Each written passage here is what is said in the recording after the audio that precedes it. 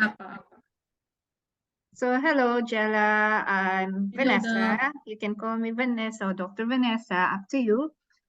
Thank you for joining me today for your question and answer, and I hope I can be of service to you and to others who may relate to your story and to your questions. So, Yes, Doc. I think you already saw or watched some of my YouTube videos, and you have an idea of who I am and what do I do and my journey, right? Yes po, Doc. Opo, I So did. bigyan mo kami ng background about yourself so I can know how to help you and guide you.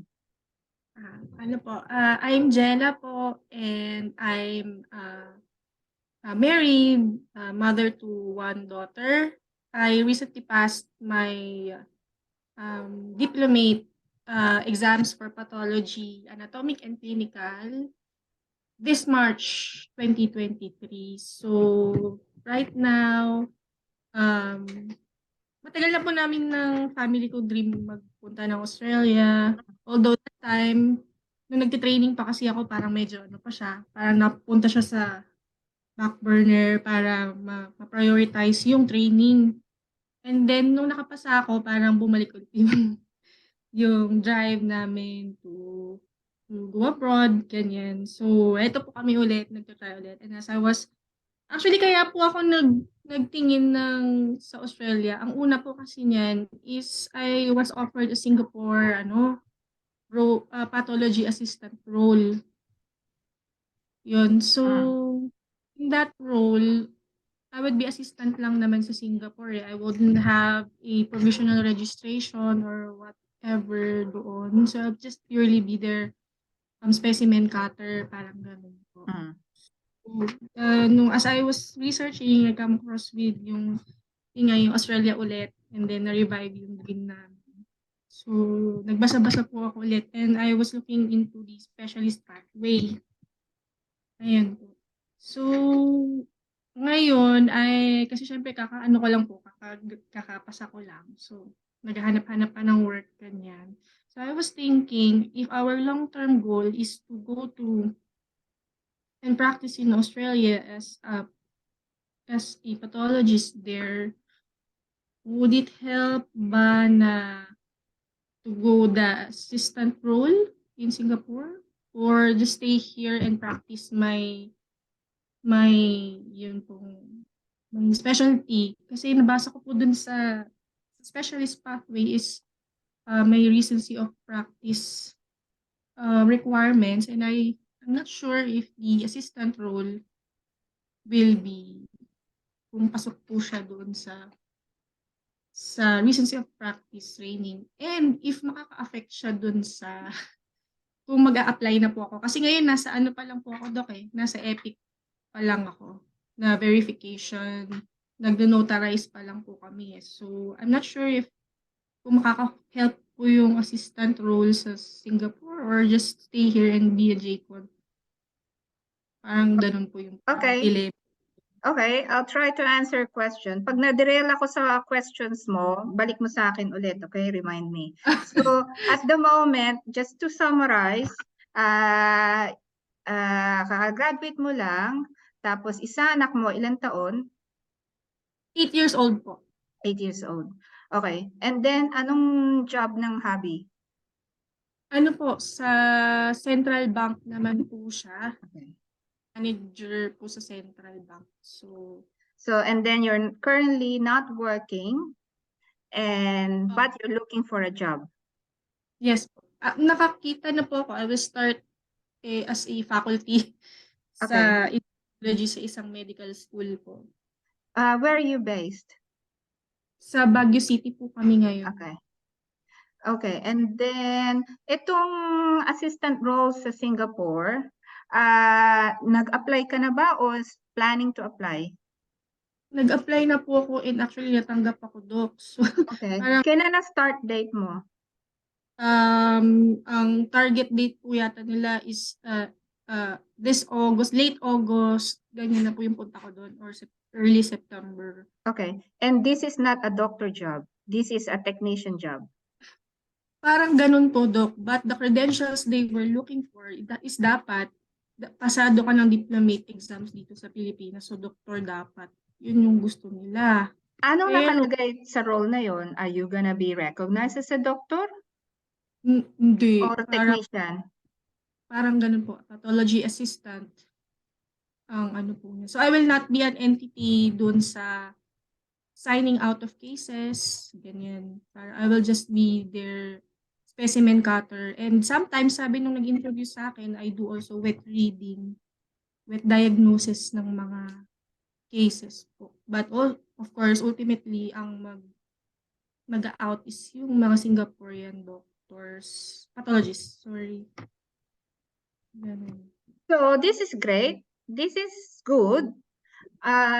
Based sa mga sinabi mong job description mo, although you're not a doctor, you're a technician, but you're gonna be doing a lot of things that a pathologist will be doing. Yes, opo. So I think you need to get it, to grab it and accept it, because going to Australia, applying for AMC1, AMC2, kung kailangan mo, and your specialist pathway, kasi you have two pathways, right? You have the standard pathway and specialist pathway.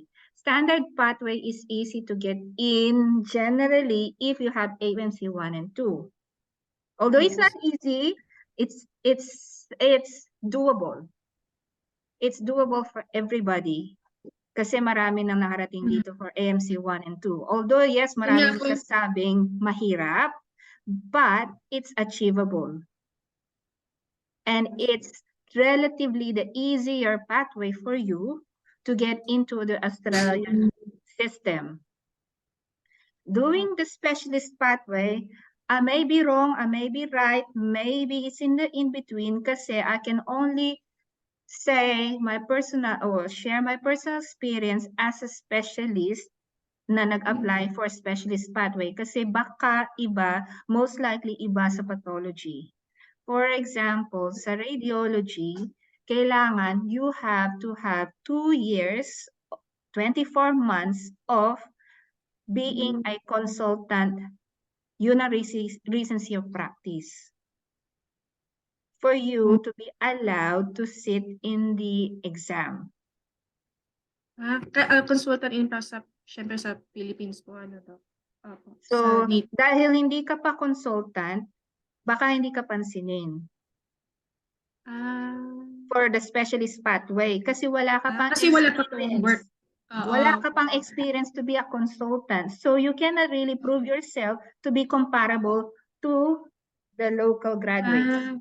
So sa You're partially comparable, but you need to work at least 2 years, most likely. This is my personal opinion. I think they will still need you to retrain at least minimum of 2 years to be a pathology registrar or resident here in Australia. So kahit na, I mean, that is even if with 2 years consultant experience po sa Philippines, Doc? Correct. Parang po siya. Correct. So kung experience dito, Doc, di nila ako not comparable. Papasaling ka, pero they will still ask you to do 2 years minimum. Okay lang naman po sa akin. Yes, it's okay. But you will need the money to pay for the specialist assessment. If you check their website, you'd have to check kung magkano yun. Yeah. It's cheaper to apply for an AMC 1 and 2 than for a specialist pathway at the moment. I don't know how much ang AMC 1. You just check the yung mga chats at saka sa mga post ng mga ibang tao or sa website ng AMC. For radiology lang, specialist assessment only to be interviewed. Wala pang interview to is 10,000 Aussie dollars already.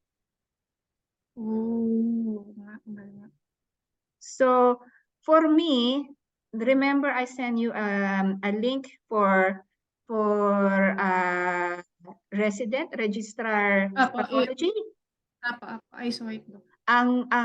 For me, ang nakikita ko for you na pathway mo is to sit the AMC 1 and 2. Maybe pag napasa mo na yung AMC 1, i-apply mo kaagad yung yung position sinend ko sa'yo. You always need to look for that. Alternatively, I think also, apart from applying for a pathology registrar job, you also want to apply for a registrar. Kung ano yung mga pinadala ko sa iyo, mga sa med jobs, hanap ka dun sa med jobs kasi ganun ang ginagawa ng mga iba. Kahit anong specialty sila, they are applying for a RMO or registrar job just to really be in Australian medical health system. And then once you're here, you will also have, after a year of that, you will be guided where to go next. Meaning, doon ka mag-a-apply ng specialist pathway.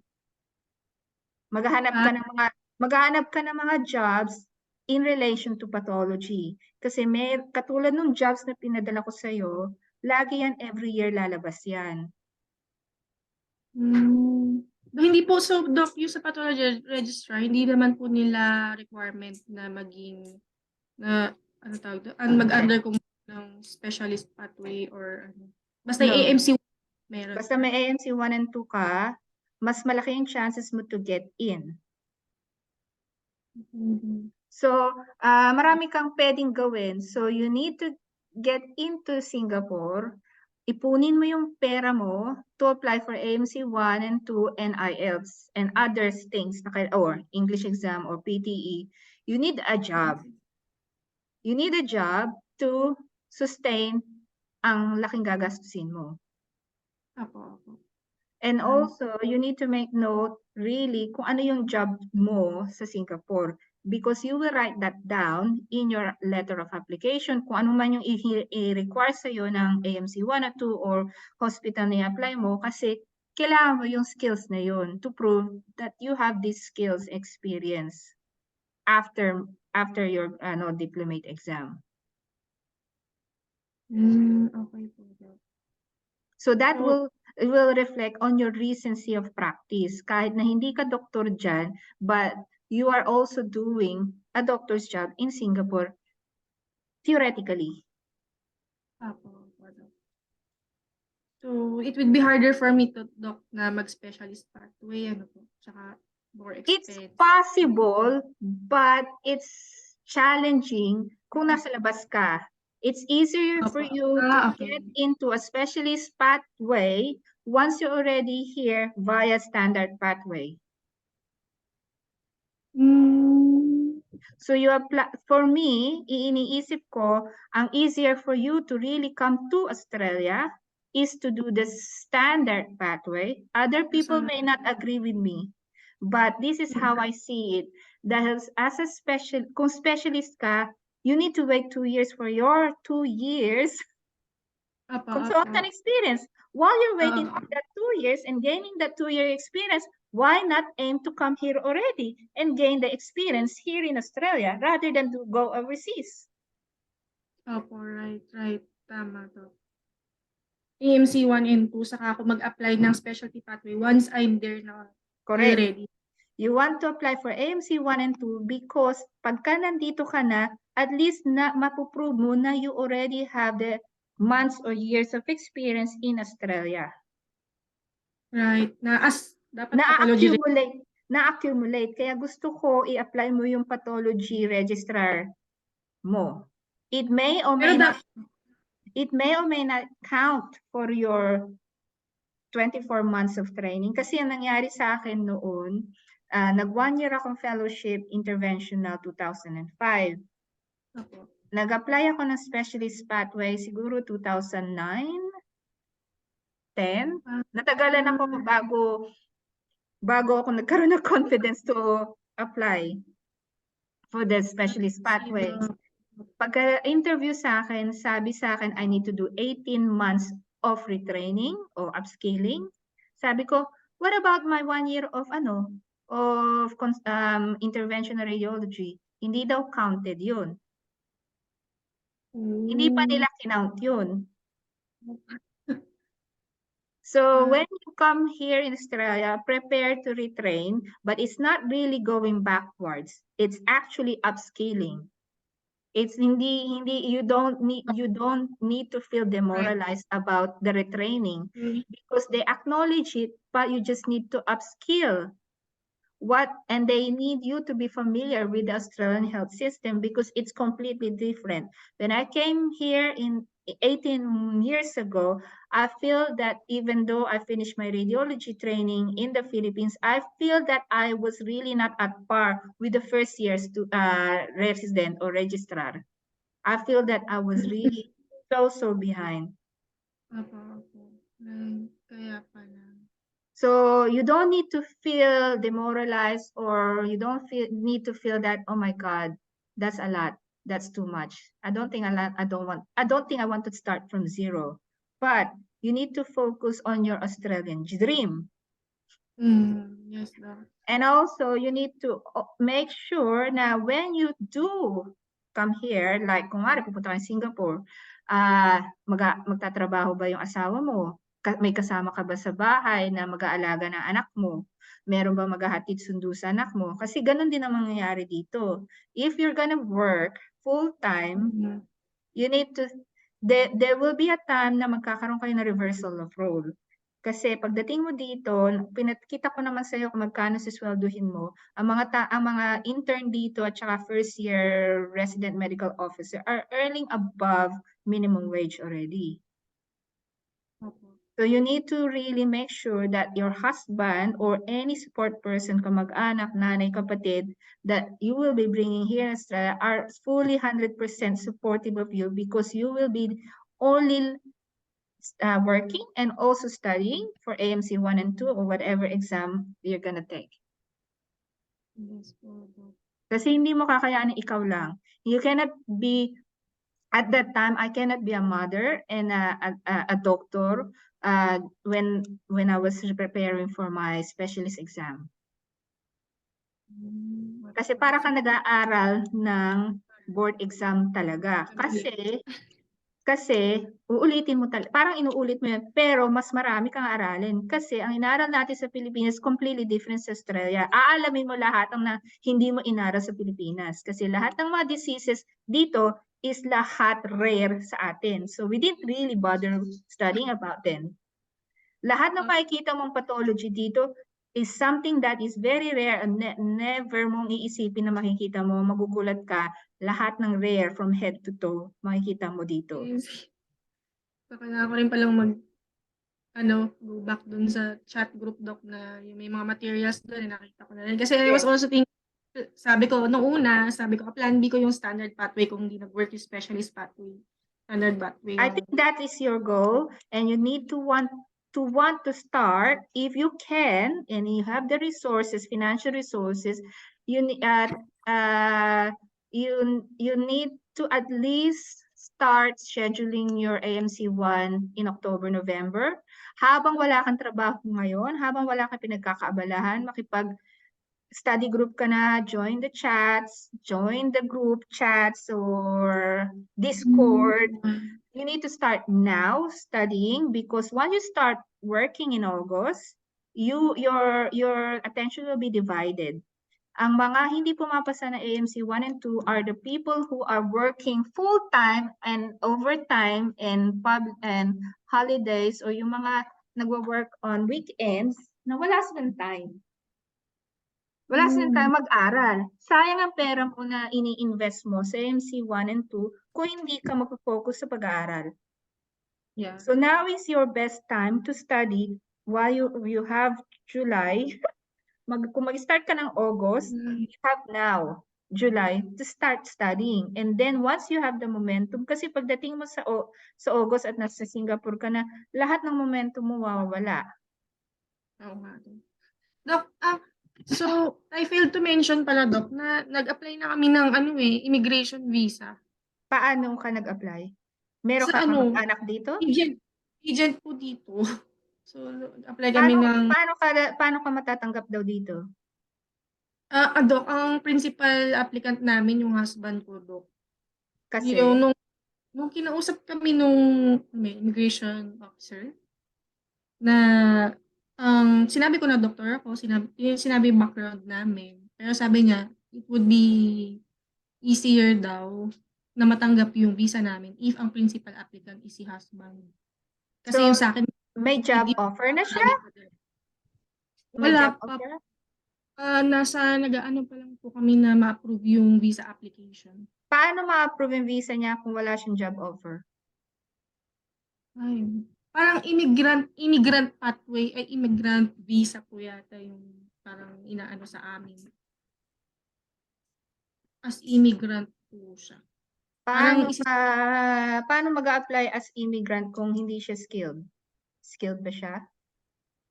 yung sa work po niya, Dok, is ano siya sa bangko sa finance. Finance part po yung kanyang ano. So, nung nakausap namin immigration officer, sabi niya, si husband ang gagawing principal applicant kaysa ako kasi daw. Ang suggestion niya nga noon, Dok, is mag-student visa ako kung gusto nilang ako yung principal applicant student visa. Saka mabilis daw. Pero yun din, ang sabi niya is wag yun kasi kung nagmamadali daw kami yun. Pero kung hindi naman daw masyado, yun. So, Yun yun. regardless kung ma-approve yung immigrant visa niya o hindi, ganun pa rin ang pathway mo. So, di parang mauuna ako, Dok. Pag kunwari nag-sit na ako ng exam and the registrar positions will Ano start ba ang next month. timeline na binigay sa'yo sa immigrant visa? 1 year daw po, Dok, or more than a year. Mga December 24 daw po. So hindi mo rin alam kung sino mauuna sa inyo kasi mag-AMC1 ka, mag-apply ka ng job. Maraming factors ng paghihintay ng pag-apply ng job. Baka by the time you finish your AMC1, baka wala na yung job na binigay ko sa'yo. Opo, yeah. At saka baka yung ng job na binigay ko sa'yo, they might require you to have AMC2. So mag-AMC2 ka pa. So, pagkatapos ng AMC2 mo, titingnan mo na naman, meron bang opening again.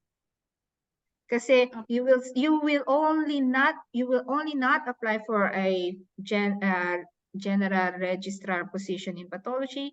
You also would like to consider general registrar job, as in general lang.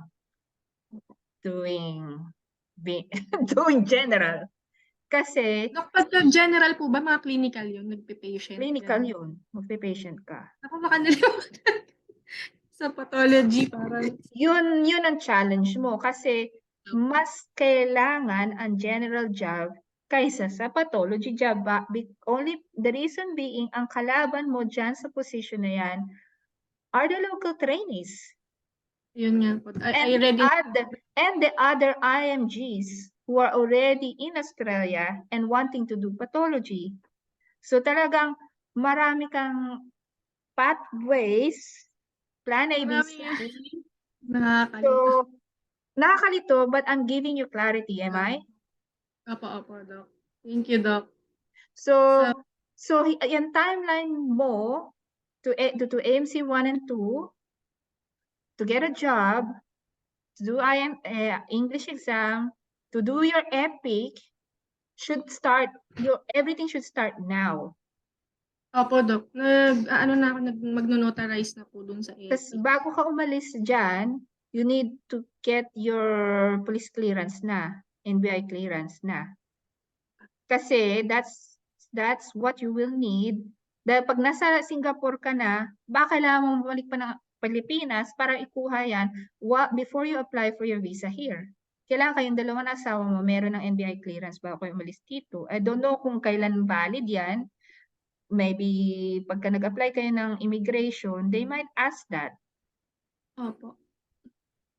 So, Doc, okay lang po simultaneous yung habang naghihintay ng immigration visa and AMC 1 and 2 and application na rin po no registrar positions.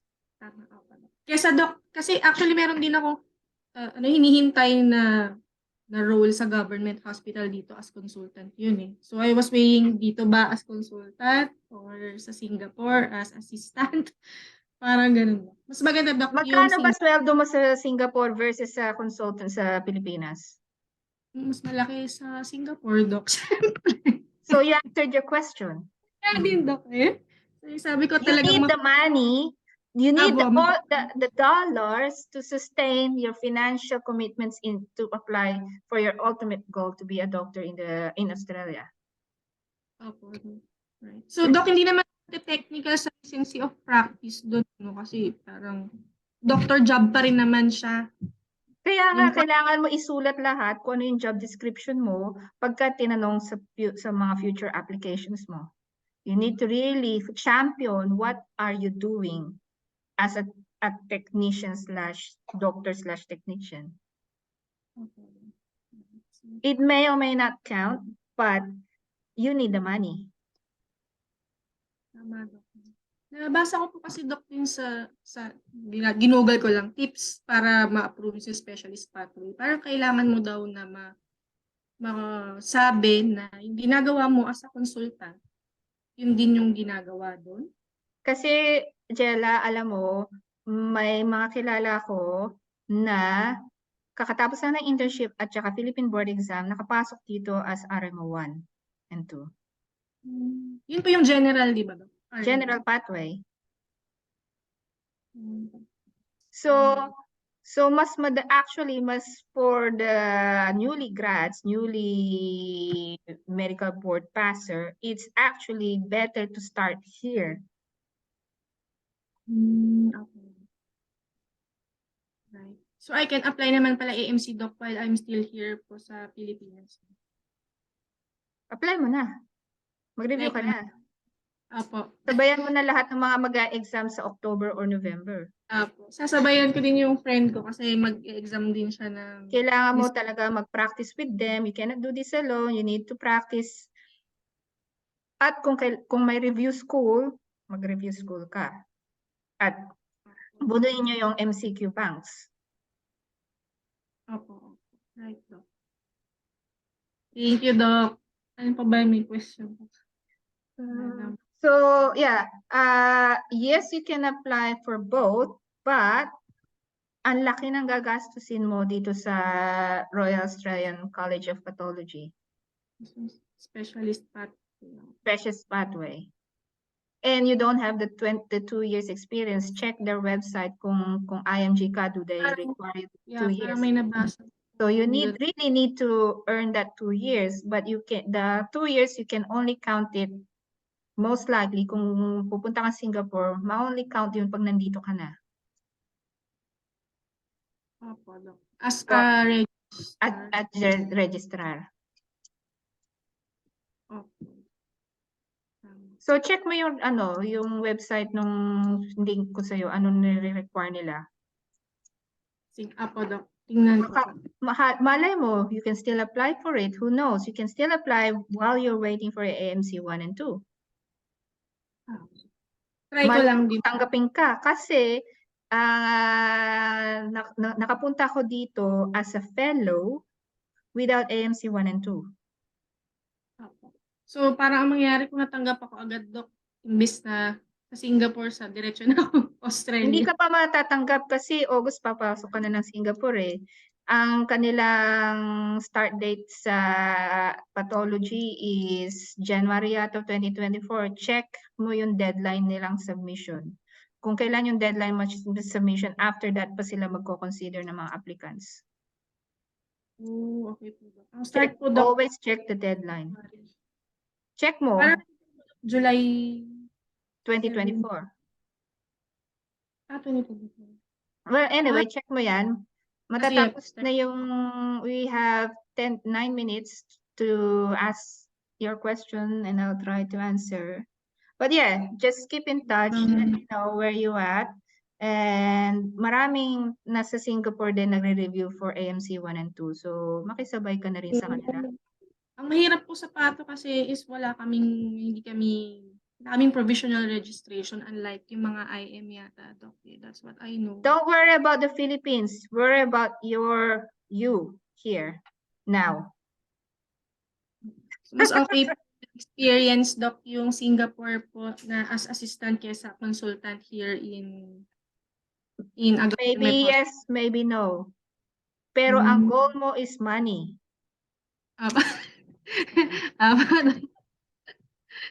Regardless you come from the Philippines or you come from Singapore, you need money, and you may likely do upskilling anyway, regardless you become a consultant in the Philippines and Singapore.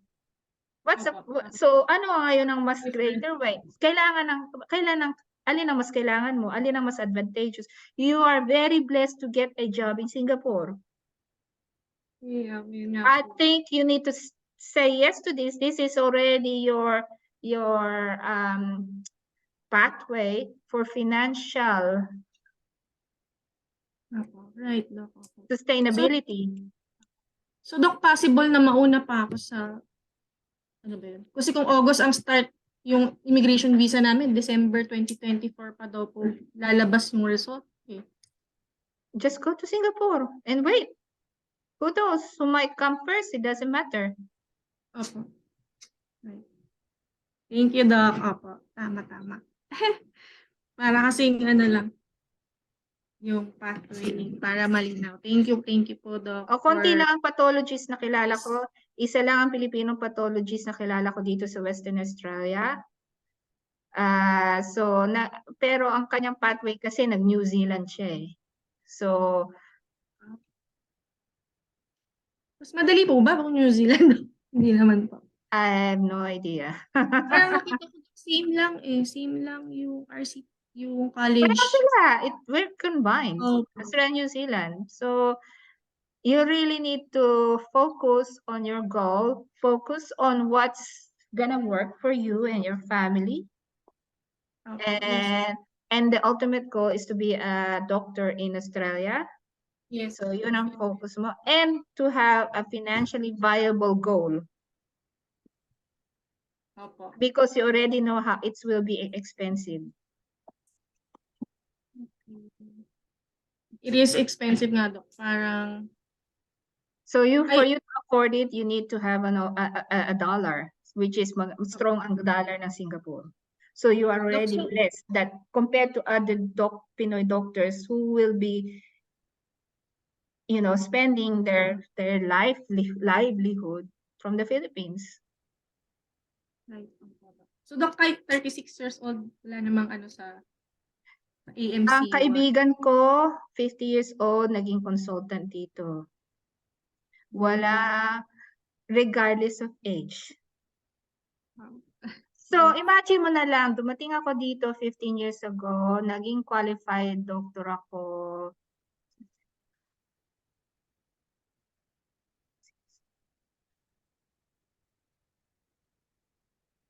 Naging qualified doctor ako bago mag-40. Naging qualified specialist ako dito before 40. Yung kaibigan ko, mga iba kong kaibigan, naging qualified GP sila after 50. Walang age limit dito magiging doktor. Doesn't matter din. There's no limit to what you can become here in Australia. Kinakagat ako ng aso ko. Thank you po, Doc Vanessa. Thank you po sa malaking tulong po kasi nalilito na kami. Wala kaming inside person sa Australia. Kung paano yung how stuff works there. So, but yun po yung ultimate. It's hard. People will say it's hard, but it's achievable. I've done it for 18 years. And I'm not the only one. People may be quiet, but that's okay. But I already have a lot to share with you. And I hope that will give you, clarity and inspiration and motivation to dream big for yourself. Because you are needed. You are needed here.